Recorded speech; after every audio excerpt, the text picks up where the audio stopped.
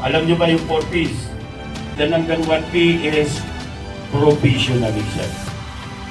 Under this new law, you're no longer called an ordinary security guard. You are now called private security professional.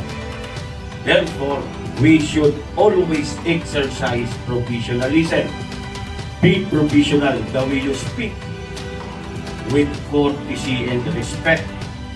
Be professional the way you act, the way you think, the way you behave, and the way you perform your duties and responsibilities as a private security professional.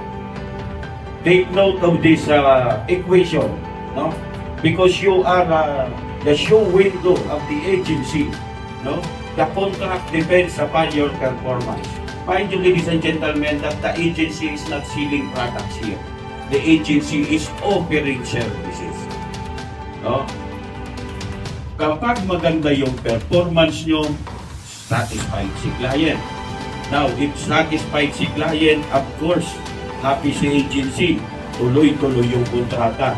Now, if happy si agency, definitely happy rin kayo. Hindi kayo mapuplokin. Tuloy-tuloy yung duty nyo. Tama ba? Yes, sir. So, be professional mo.